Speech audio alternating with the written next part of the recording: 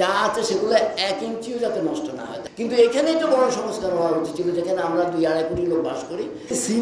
সিন্ডিকেটটা তো হচ্ছে রাষ্ট্রের যারা সর্বোচ্চ পর্যায়ে থাকে তাকে থেকে তাদের একদম প্রাইভেট সেক্টরের সবাই পর্যন্ত আজকে যারা দখল করে ফেলছে, যারা ওখানে একটা খোলা মাঠে মানে যেটার মধ্যে করার বিধান ছিল না, যে জলাধারকে নষ্ট করার বিধান ছিল না, সেখানে কিন্তু স্ট্রাকচার উঠে গেছে। আজকে এটা জানেন যে বনানীর কাছে একটা মানে জলাশয় খাল ছিল, ওখানে গেলে কি কাকলি পাড়ার পরে কিন্তু মনে হয় এখানে কোনোদিন একসময় একটা জলাশয় ছিল, কারণ আপনি কি উদ্ধার করতে পারবেন আর পারবেন না।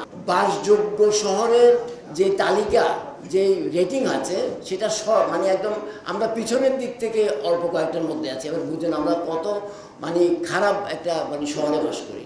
তো কাজেই আমাদেরকে এই পরিকল্পনা বলি, কৌশল বলি, এটাকে যদি রাজনৈতিক সদিচ্ছা না থাকে, যারা রাজনীতি করেন, যারা দেশ পরিচালনা করেন মূলত, এবং যারা রাষ্ট্রের নিয়ন্ত্রক হন, রাজকের দোষ দিয়ে বা অন্য কারো দোষ দিয়ে আমরা কিন্তু আসলে হবে না। এটাকে ওইভাবেই করতে হবে কম্প্রিহেন্সিভ প্ল্যানের আন্ডারে, যে তারা মিন করতে হবে যে আমরা এই জলাশয় বাংলাদেশের, যদি আমরা 54 বছরের বাংলাদেশ দেখি, এই 54 বছরের বাংলাদেশে আমাদের কতটুকু জলাশয় ছিল, কোন সেগুলোকে নিশ্চয়ই যারা এক্সপার্ট আছেন তাদের কাছে তো সেই আপনার পরিসংখ্যান আছে।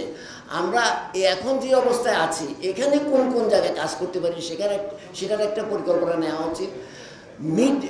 মিড লেভেলে একটা পরিকল্পনা নেওয়া উচিত, একটা লং টার্ম পরিকল্পনা নেওয়া উচিত, যাতে আর যা আছে সেগুলো 1 ইঞ্চিও যাতে নষ্ট না হয়। তাহলে ওইভাবে পরিকল্পনা করে, এবং এটা আসলে এখানে আমরা সংস্কারের কথা বলি, রাজনৈতিক সংস্কার, এটা সেটা আমরা দীর্ঘদিন ধরে আমরা সাংবাদিকরা জানি, আপনারা জানেন, কিন্তু এখানেই তো বড় সংস্কার হওয়া উচিত ছিল, যেখানে আমরা 2-2.5 কোটি লোক বাস করি, সেখানে কি সংস্কারের কোনো কথা শোনা যাচ্ছে?